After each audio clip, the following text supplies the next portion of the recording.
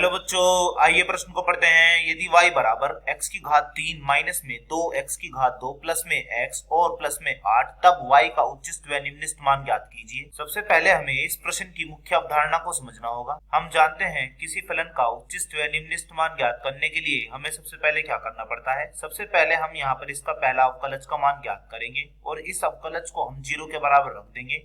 यहाँ से हमें जो x के मान प्राप्त होंगे, उन x के मानों को फिर हम इसके दूसरे अवकलज यानी कि d2y बटे dx की घात 2 में यहाँ पर रखेंगे। मान लेते हैं पहला मान आया हमारा a और दूसरा मान आया हमारे यहाँ पर b। तो जब हम इन दोनों मानों को a को और b को यहाँ पर रखेंगे और यह है दूसरा अवकलज का मान इसका 0 से छोटा आता है तो फलन का मान यहाँ पर उच्चिष्ट होगा, और यदि यह 0 से बड़ा आता है तो हम कहेंगे कि फलन का मान निम्निष्ट होगा। तो अब हम यह मुख्य अवधारणा का प्रयोग करते हुए अपने प्रश्न को हल करने की ओर चलते हैं। तो सबसे पहले हमें इसका प्रथम अवकलज का मान ज्ञात करना होगा। y का x के सापेक्ष अवकलन करते हैं तो यह लिखा जाएगा d बटे dx। पहले किसका करेंगे, यहाँ करेंगे हम y का, फिर बराबर d बटे dx, फिर किसका करेंगे, यह हमारा x की घात 3, फिर बीच में है माइनस d बटे dx, फिर किसका करना है, यह करना है हमें 2x की घात 2, फिर है यहाँ प्लस, फिर d बटे dx, फिर किसका करना है, यह है x, और फिर प्लस d बटे dx, फिर करना है हमें 8 का। हम जानते हैं कि d बटे dx x की घात n का क्या होता है, इसका होता है घात आगे और घात में से 1 कम।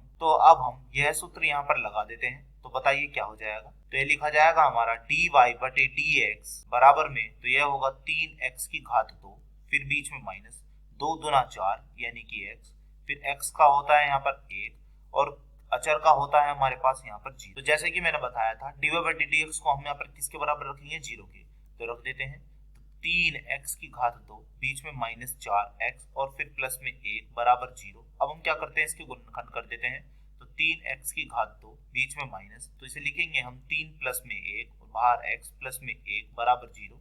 अब हम क्या करते हैं, इसे 3x की घात 2 ऐसे लिखा, फिर माइनस में 3x और फिर माइनस में x और फिर प्लस में 1 बराबर 0। अब हम यहाँ क्या करते हैं, 3x को उभयनिष्ठ ले लिया, अंदर आया x माइनस 1 और फिर माइनस 1 उभयनिष्ठ, अंदर आया x माइनस 1 बराबर कितना है, 0। अब हम क्या करते हैं, पहला कोष्टक बनेगा x माइनस 1, दूसरा कोष्टक बनेगा 3x माइनस 1 बराबर में कितना है, 0। यहाँ से x का मान आया है x बराबर 1 और यहाँ से x का मान आया है हमारा 1 बटा 3। अब हम लिखते हैं x बराबर 1 व x बराबर 1 बटे 3 पर उच्चिष्ट व निम्निष्ट की जांच। उच्चिष्ट निम्निष्ट की जांच करने के लिए अब हमें क्या करना होगा, इसका दूसरे अवकलज का मान ज्ञात करना होगा। तो कर लेते हैं। इसका हमने पहला अवकलज का मान कहाँ ज्ञात किया था, यह ज्ञात किया था हमने यहाँ पर।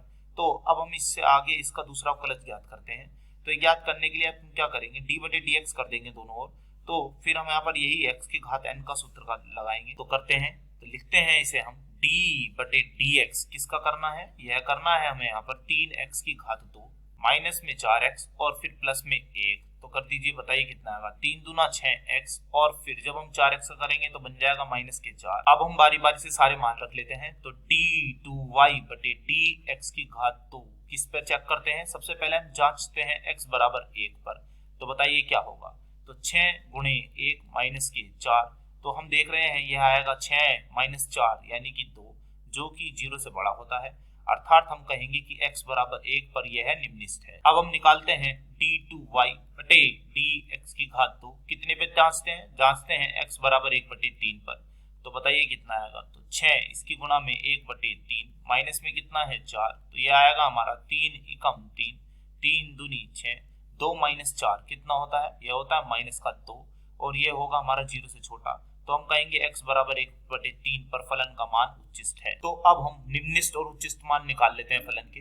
पहले निकालते हैं हम यहाँ पर उच्चिष्ट मान। तो उच्चिष्ट मान निकालने के लिए जो हमारा फलन y था वहां पर हमें x को कितना रखना होगा, x रखना होगा हमें यहाँ पर 1 बटा 3। सबसे पहले था यहाँ पर x की घात 3, तो ये हो जाएगा हमारा 1 बटे 3 की घात 3। फिर क्या था, फिर था माइनस में 2x की घात 2, तो 2 फिर x यानी कि 1 बटे 3 की घात 2, फिर था हमारा यहाँ पर प्लस में x यानी कि प्लस में 1 बटे 3, फिर था यहाँ पर प्लस के 8, तो लिख दिया। तो यह है y कितने पर निकाल रहे हैं, यह निकाल रहे हैं हम x बराबर 1 बटे 3 पर। तो यह कितना आएगा, यह आएगा 1 बटे 3 की घात 3 यानी कि 1 बटे हो गया 27, फिर माइनस में यह है 2, 1 बटे 3 की घात 2 यानी कि यह बन गया 2 बटे 9, फिर कितना है, फिर है हमारा प्लस में 1 बटे 3, फिर है हमारा प्लस में 8। अब हम क्या करते हैं, यहाँ पर 27 को ले लेते हैं लघुत्तम, तो हमने ले लिया। ऊपर क्या आएगा, ऊपर आएगा हमारा यहाँ पर 1, फिर बीच में क्या आएगा माइनस 27 भाग 9 यानी कि 3, 3 के ऊपर गुणा यानी कि 3 दूना 6, फिर 3 से भाग देंगे 27 को यानी कि 9, 9 के ऊपर गुणा यानी कि 9 एकम 9,